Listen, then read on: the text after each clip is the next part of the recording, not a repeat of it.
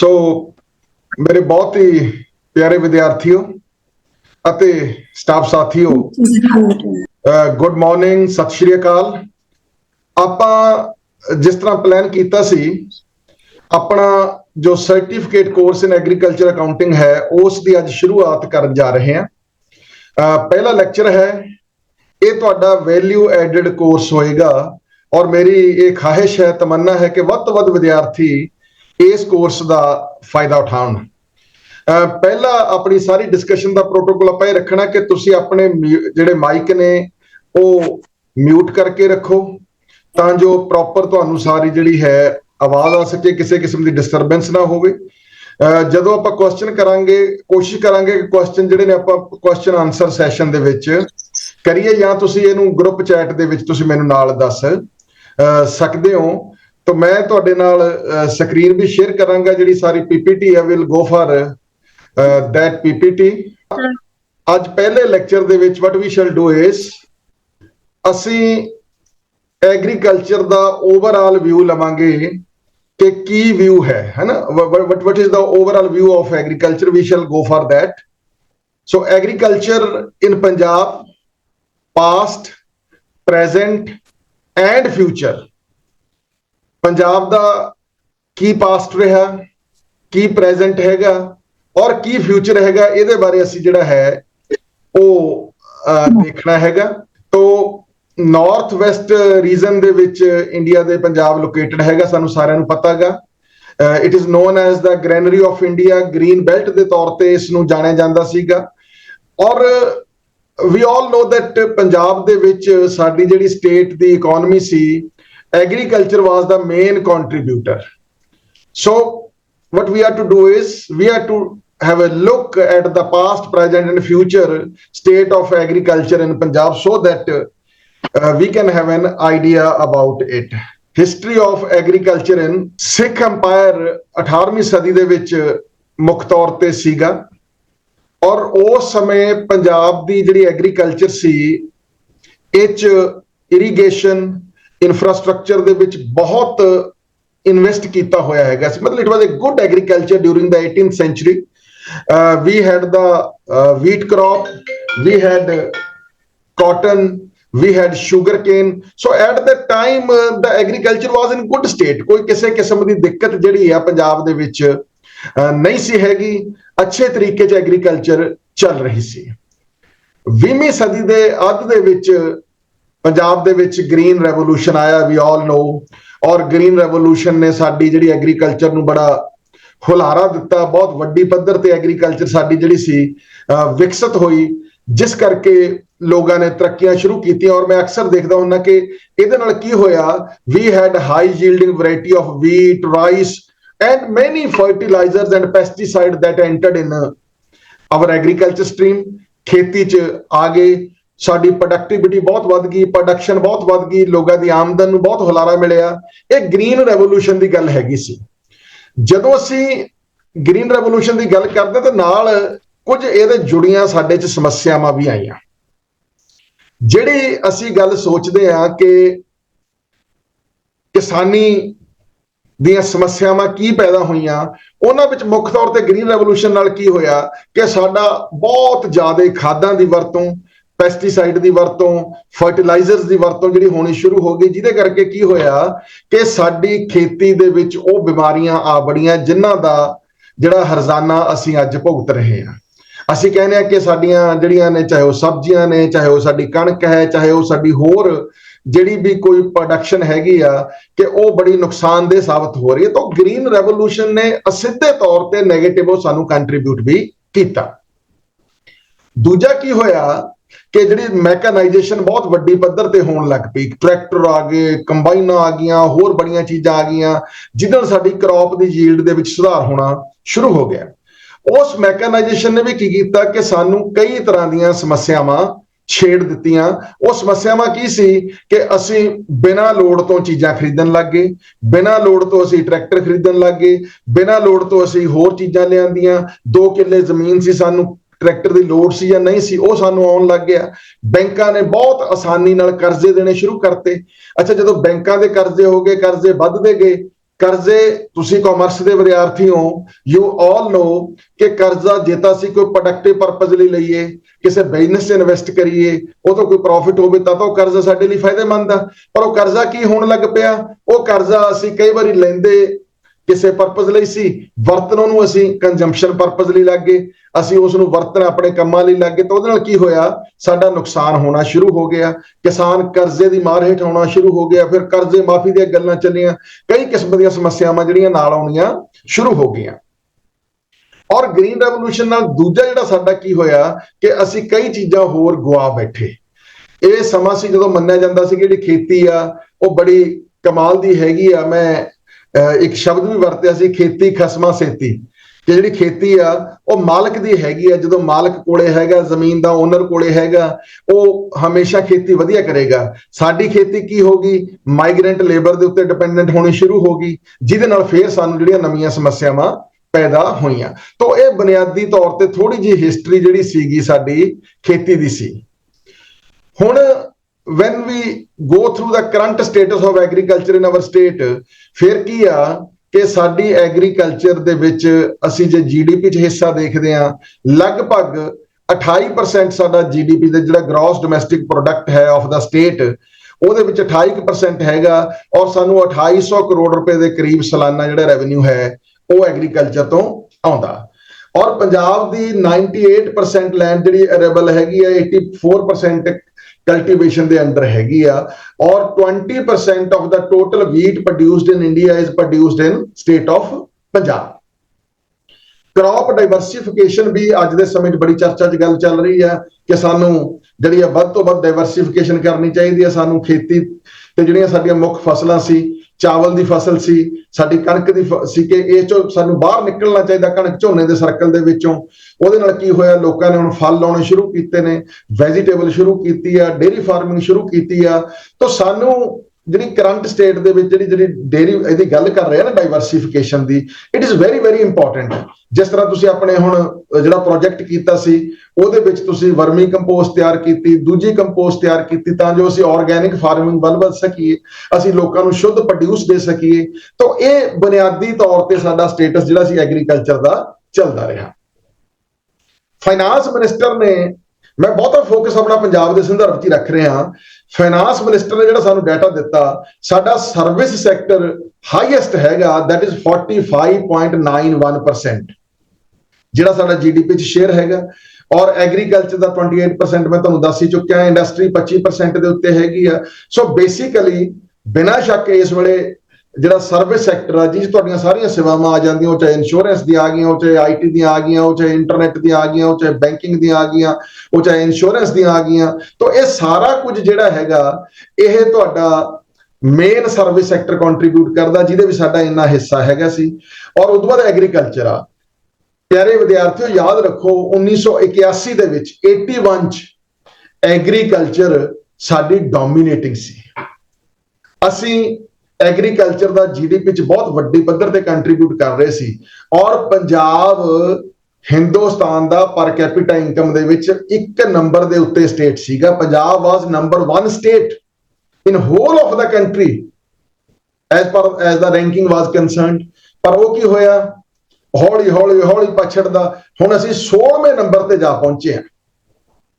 ਇਹ ਜਿਹੜਾ ਮੇਰਾ ਸਾਰਾ ਕੋਰਸ ਆ ਨਾ, ਇਹ ਇਸੇ ਗੱਲ ਤੇ ਆਪਾਂ ਅਲਟੀਮੇਟਲੀ ਪਹੁੰਚਾਂਗੇ ਜਦੋਂ ਅਸੀਂ ਵੱਖ-ਵੱਖ ਮੋਡਿਊਲ ਕਰਾਂਗੇ ਕਿ ਸਾਨੂੰ ਐਗਰੀਕਲਚਰ ਨੂੰ ਕਮਰਸ਼ੀਅਲਾਈਜ਼ ਕਿਵੇਂ ਕੀਤਾ ਜਾਵੇ, ਅਸੀਂ ਐਗਰੀਕਲਚਰ ਦੀ ਅਕਾਊਂਟਿੰਗ ਕਿਵੇਂ ਕਰੀਏ, ਅਸੀਂ ਐਗਰੀਕਲਚਰ ਦੀ ਪ੍ਰੋਫਿਟੇਬਿਲਿਟੀ ਕਿਵੇਂ ਡਿਵੈਲਪ ਕਰੀਏ, ਅਸੀਂ ਐਗਰੀਕਲਚਰ ਦਾ ਕਾਸਟ ਬੈਨੀਫਿਟ ਐਨਾਲਿਸਿਸ ਕਿਵੇਂ ਡਿਵੈਲਪ ਕਰੀਏ। ਇਹ ਸਾਰਾ ਕੁਝ ਅਸੀਂ ਜਿਹੜਾ ਹੈ ਉਹ ਦੇਖਾਂਗੇ।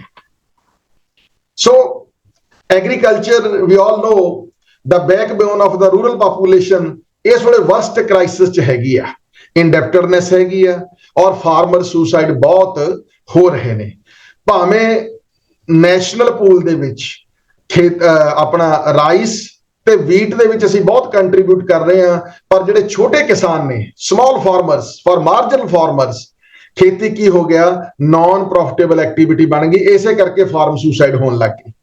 ਕਾਰਨ ਕੀ ਸੀ? Our high dependence on rice wheat cultivation cycle and over exploitation of land has led to certain unforeseen complex problems. बहुत ज्यादा ਅਸੀਂ ਕੀਤਾ।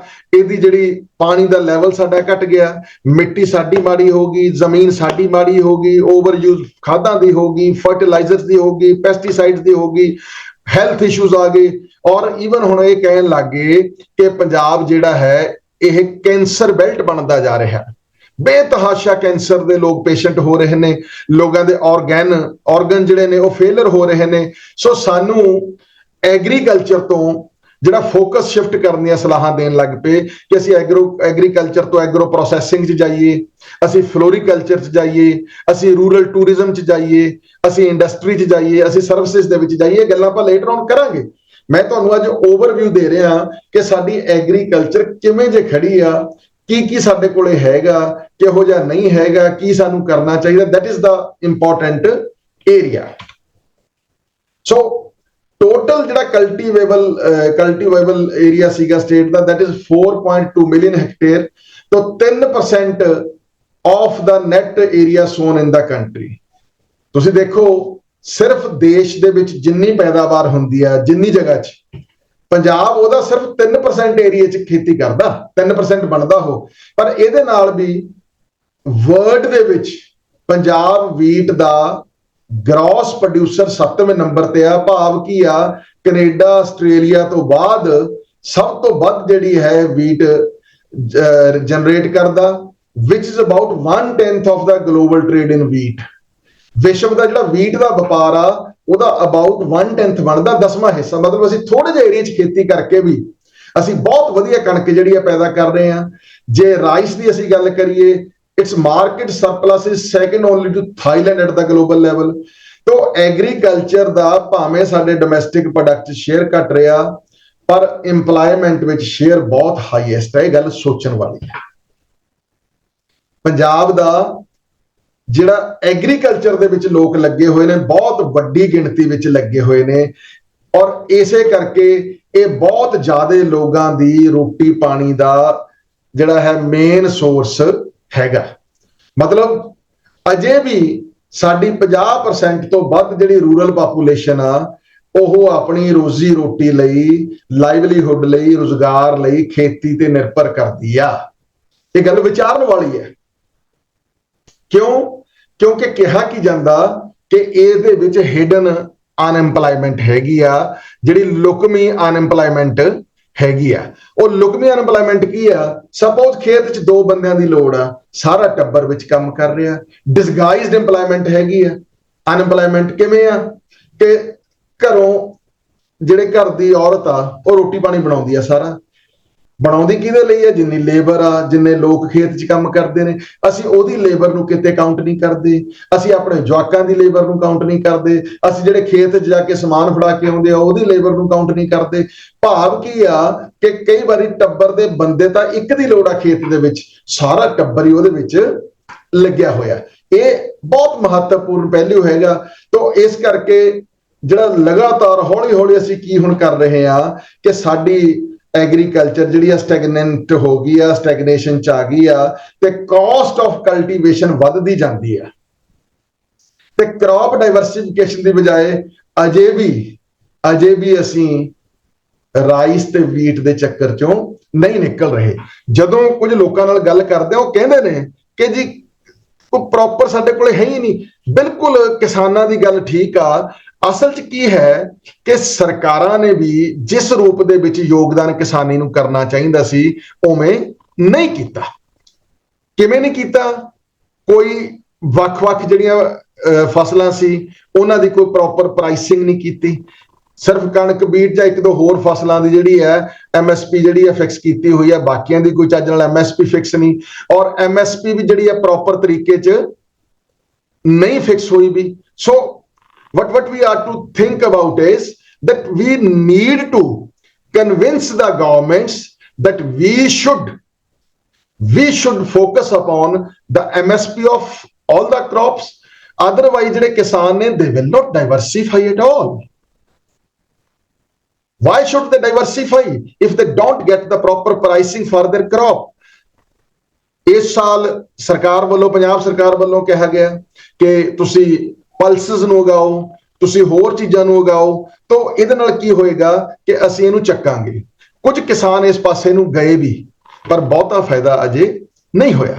ਕਿਸਾਨਾਂ ਨੇ ਕੀਨੂ ਉਗਾਏ, ਫਲ ਉਗਾਏ, ਕੁਝ ਫੈਕਟਰੀਆਂ ਲੱਗੀਆਂ, ਜਿਵੇਂ ਪੈਪਸੀ ਦੀ ਫੈਕਟਰੀ ਲੱਗੀ ਭਵਾਨੀਗੜ੍ਹ ਕੋਲੇ, but still the level which the government should have done has been done. The government has not done yet what is to be done for the farmers. Then where lies the gap? कि ਉਹ ਇਸ ਕਰਕੇ ਫਿਰ ਕੀ ਹੋ ਗਏ, they have just started focusing on wheat rice। ਹਾਲਾਂਕਿ ਇਹ ਚੇਤਾਵਨੀ ਵੀ ਦਿੱਤੀ ਜਾ ਰਹੀ ਹੈ ਕਿ ਸਾਡੀ ਧਰਤੀ ਵਿੱਚ ਕੁਝ ਥੋੜੇ ਸਮੇਂ ਦਾ ਪਾਣੀ ਰਹਿ ਗਿਆ, ਸਾਨੂੰ ਸੋਚਣਾ ਪਊ। ਅਸੀਂ ਉਹਦੇ ਉੱਤੇ ਜਿਹੜਾ ਸੋਚਣਾ ਬੰਦ ਕੀਤਾ ਹੋਇਆ, ਅਜੇ ਵੀ ਸੋਚ ਨਹੀਂ ਰਹੇ। ਸੋ ਇਹ ਜਿਹੜੀ ਹੈ ਬੁਨਿਆਦੀ ਜੀ ਸਾਡੀ ਸਟਰਕਚਰ ਹੈਗੀ ਆ। ਦੈਨ ਜਿਵੇਂ ਮੈਂ ਤੁਹਾਨੂੰ ਦੱਸਿਆ 3 ਮੇਜਰ ਕ੍ਰੌਪਸ ਸੀ। ਰਾਈਸ ਹੈਗੀ ਆ, Punjab is the second largest rice producing state in India, producing around 13% of India's total rice production.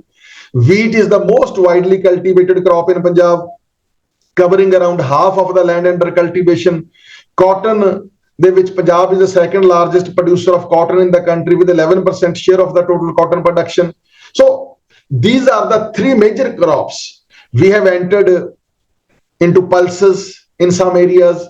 We have entered into sugar cane. ਗੰਨੇ ਦੇ ਵਿੱਚ ਅਸੀਂ ਐਂਟਰ ਹੋਏ ਹਾਂ ਕਿਤੇ ਕਿਤੇ ਥੋੜਾ, ਪਰ ਹੁਣ ਜੇ ਗੰਨਾ ਬਣਾਉਣ ਲੱਗੇ, ਬਹੁਤੀਆਂ ਸ਼ੂਗਰ ਮਿਲਾਂ ਜਿਹੜੀਆਂ ਕੋਆਪਰੇਟਿਵ ਦੀਆਂ ਸੀ ਉਹ ਬੰਦ ਹੋ ਗਈਆਂ। ਉਸ ਪਾਸੇ ਸਾਡੀ ਕੋਈ ਤਵੱਜੋ ਜਿਹੜੀ ਹੈ ਨਹੀਂ ਦਿੱਤੀ ਜਾ ਰਹੀ। ਇਸੇ ਤਰ੍ਹਾਂ ਜਿਹੜਾ ਸੀ ਚਾਹੇ ਦਾਲਾਂ ਦੇ ਕੇਸ ਜਿਹੜੀ ਮੈਂ ਪਹਿਲਾਂ ਗੱਲ ਕੀਤੀ ਹੈ, ਪ੍ਰੋਪਰ ਉਹਨਾਂ ਦੀ ਪ੍ਰਾਈਸਿੰਗ ਜਿਹੜੀ ਉਹ ਨਹੀਂ ਦਿੱਤੀ ਜਾ ਰਹੀ। ਸੋ ਇਹ ਵੀ ਗੱਲ ਜਿਹੜੀ ਆ ਵਿਚਾਰਨ ਵਾਲੀ ਹੈਗੀ ਆ। ਦੈਨ ਪੰਜਾਬ 'ਚ ਇਰੀਗੇਸ਼ਨ ਪ੍ਰੈਕਟਿਸਿਸ ਕੀ ਸੀ? ਕੈਨਾਲ ਇਰੀਗੇਸ਼ਨ ਬਹੁਤ ਚੱਲਦੀ ਸੀ। ਤਾਂ ਕੈਨਾਲ ਕੀ ਸੀ? ਜਿਹੜੇ ਸਾਡੇ ਸੂਏ ਸੀ, ਨਦੀਆਂ ਸੀ, ਨਹਿਰਾਂ ਦਾ ਪਾਣੀ ਜਿਹੜਾ ਸੀ ਜਾਂਦਾ ਸੀ, ਉਹ ਹੌਲੀ ਹੌਲੀ ਘਟਦਾ ਗਿਆ। ਪਰ ਟਿਊਬਲ ਇਰੀਗੇਸ਼ਨ ਜਿਹੜੀ ਸੀ ਵੱਧਦੀ ਗਈ, ਹਰ ਇੱਕ ਨੇ ਟਿਊਬਲ ਲਗਾ ਲਏ। ਅੱਛਾ, ਜਦੋਂ ਟਿਊਬਲ ਲੱਗ ਗਏ, ਟਿਊਬਲ ਲੱਗਣ ਨਾਲ ਕੀ ਹੋਇਆ? ਪਾਣੀ ਬਹੁਤ ਜ਼ਿਆਦਾ ਲੱਗਣ ਲੱਗ ਗਿਆ। ਪਾਣੀ ਬਹੁਤ ਲੱਗਣ ਲੱਗ ਗਿਆ, ਬਿਜਲੀ ਸਰਕਾਰਾਂ ਨੇ ਫ੍ਰੀ ਕਰਤੀ। ਕਈ ਥਾਵਾਂ ਤੇ ਪਾਣੀ ਦੀ ਦੁਰਵਰਤੋਂ ਵੀ ਹੋਈ ਔਰ ਪਾਣੀ ਲਗਾਤਾਰ ਧਰਤੀ ਚੋਂ ਘਟਦਾ ਗਿਆ। ਖੇਤੀ ਨਿਰਭਰ ਹੈਗੀ ਸੀ ਨੈਚੁਰਲ ਫੈਕਟਰਸ ਦੇ ਉੱਤੇ ਵੀ, ਕੁਦਰਤ ਦੇ ਉੱਤੇ, ਕਿ ਜਿੰਨੇ ਮੀਂਹ ਪੈਣਗੇ, ਬਰਸਾਤਾਂ ਹੋਣਗੀਆਂ, ਉਹਦੇ ਨਾਲ ਸਾਨੂੰ ਫਾਇਦਾ ਰਹੇਗਾ। ਪਰ ਉਹ ਵੀ ਸਾਡਾ ਨੁਕਸਾਨ ਇਸ ਕਰਕੇ ਹੁੰਦਾ ਰਿਹਾ ਕਿਉਂਕਿ ਵਾਹਿਗੁਰੂ ਦੇ ਉੱਤੇ ਤਾਂ ਤੁਸੀਂ ਉਹਦੀ ਮਰਜ਼ੀ ਦੀ ਸਾਰਾ ਕੁਝ ਛੱਡ ਸਕਦੇ ਹੋ। ਕਈ ਵਾਰੀ ਹੜ੍ਹ ਹੀ ਆ ਜਾਂਦੇ ਨੇ, ਕਦੇ ਸੋਕਾ ਹੀ ਪੈ ਜਾਂਦਾ।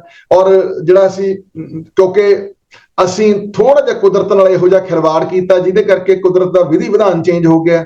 ਜਿਹੜੇ ਬਰਸਾਤਾਂ ਸੀ ਉਹ ਬੇਮੌਸਮੀ ਹੋਣ ਲੱਗ ਪਈਆਂ, ਜਦੋਂ ਲੋੜ ਸੀ ਉਦੋਂ ਸੋਕੇ ਪੈਣੇ ਲੱਗ ਪਏ। ਇਹਦੇ ਨਾਲ ਵੀ ਸਾਨੂੰ ਜਿਹੜੀ ਹੈ ਟਰਬਲ ਆਈ ਆ। ਨੈਕਸਟ, ਫਾਰਮਰਸ ਦੇ ਚੈਲੰਜ ਕਿਹੜੇ ਨੇ ਜਿਹੜੇ ਮੌਜੂਦਾ ਸਮੇਂ ਵਿੱਚ ਹੈਗੇ ਨੇ? ਪਹਿਲਾ ਬਹੁਤ ਵੱਡਾ ਚੈਲੰਜ ਸਾਡਾ ਫਾਰਮਰਸ ਦਾ ਇਸ ਵੇਲੇ ਹੈਗਾ, that is depletion of groundwater. The depletion of groundwater is a huge issue and is mainly due to the intensive farming practices to the point where even drinking water has to be brought from outside the state. ਕਦੇ ਸੁਣਿਆ ਨਹੀਂ ਸੀ ਕਿ ਪੰਜਾਬ ਦੇ ਵਿੱਚ ਸਾਨੂੰ ਪੀਣ ਵਾਲਾ ਪਾਣੀ ਮੁੱਲ ਲੈਣਾ ਪਊਗਾ। ਉਹ ਹੋ ਗਿਆ। ਪਾਣੀ ਦੀਆਂ ਬੋਤਲਾਂ ਅਸੀਂ ਲੈਣ ਲੱਗ ਗਏ, ਪਾਣੀ ਦੇ ਕੈਂਪਰ ਭਰੇ ਭਰਾਏ ਆਉਣ ਲੱਗ ਗਏ। ਔਰ ਜਿਹੜਾ ਧਰਤੀ ਵਾਲਾ ਪਾਣੀ ਸੀ ਉਹ ਨਾ ਕੇਵਲ ਘਟਦਾ ਗਿਆ, ਗੰਦਾ ਹੁੰਦਾ ਗਿਆ। 500 ਫੁੱਟ ਦੇ ਉੱਤੇ ਡੂੰਘੇ ਜਿਹੜੇ ਸੀ ਸਾਡੀ ਸਟੇਟ ਦੇ ਵਿੱਚ ਜਿਹੜੇ ਬੋਰ ਸੀ ਉਹ ਹੋਣ ਲੱਗ ਪਏ, ਜਿਹਦੇ ਕਰਕੇ ਸਾਡਾ ਨੁਕਸਾਨ ਸ਼ੁਰੂ ਹੋ ਗਿਆ। ਦੂਜੀ ਸਾਡੀ ਸਮੱਸਿਆ ਚੈਲੰਜ ਕੀ ਆ ਫਾਰਮਰ ਦਾ? Soil health. ਜਿਹੜੀ ਮਿੱਟੀ ਆ ਉਹਦੀ ਸਿਹਤ ਵਿਗੜ ਗਈ। Over use of fertilisers and pesticides in the past, the soil's health has been affected. Regular soil testing and crop rotation are essential steps taken to address these issues. ਉਹ ਹੈ ਹੀ ਨਹੀਂ, ਅਸੀਂ ਕਰ ਹੀ ਨਹੀਂ ਰਹੇ। ਅਜੇ ਵੀ ਅਸੀਂ ਜਿਹੜੀ ਆ ਪਰਾਲੀ ਨੂੰ ਸਾੜਨੋਂ ਨਹੀਂ ਹਟ ਰਹੇ। ਇੰਨੀ ਚੇਤਨਤਾ ਦੇ ਬਾਵਜੂਦ ਪਰਾਲੀ ਸਾੜੀ ਜਾ ਰਹੀ ਆ। ਫਿਰ ਇਹ ਕਿਹਾ ਜਾਂਦਾ ਕਿ ਜੀ ਪਰਾਲੀ ਸਾੜਨ ਦਾ ਸਾਨੂੰ ਕੋਈ ਵਿਕਲਪ ਹੀ ਨਹੀਂ ਦਿੱਤਾ ਜਾ ਰਿਹਾ, ਕੋਈ ਹੱਲ ਹੀ ਨਹੀਂ ਦਿੱਤਾ ਜਾ ਰਿਹਾ। ਮੈਂ ਇੱਕ ਜਗ੍ਹਾ ਗਿਆ, ਉੱਥੇ ਕੁਝ 2-3 ਨੌਜਵਾਨਾਂ ਨੇ, ਪਿਆਰੇ ਵਿਦਿਆਰਥੀਓ ਤੁਸੀਂ ਨੌਜਵਾਨ ਹੋ, ਉਦਮੀ ਬਣਨਾ, ਤੁਹਾਨੂੰ ਵੀ ਮੈਂ ਦੱਸਦਾ। 2 ਨੌਜਵਾਨਾਂ ਨੇ ਕੀ ਕੀਤਾ, ਉਹਨਾਂ ਨੇ ਇੱਕ ਅਜਿਹੀ ਫੈਕਟਰੀ ਲਾਈ ਆ ਕਿ ਉਹ ਪਰਾਲੀ ਜਿਹੜੀ ਸਾਰੀ ਕਿਸਾਨਾਂ ਦੀ ਉਹ ਖਰੀਦਦੇ ਨੇ, ਉਹਨੂੰ ਚੱਕ ਕੇ ਉਸ ਤੋਂ ਫਿਊਲ ਤਿਆਰ ਕਰ ਰਹੇ ਨੇ, ਕੋਲਾ ਤਿਆਰ ਕਰ ਰਹੇ ਨੇ। ਮਤਲਬ ਆਰਗੈਨਿਕ ਟਾਈਪ ਕੋਲਾ ਉਹ ਬਣ ਰਿਹਾ।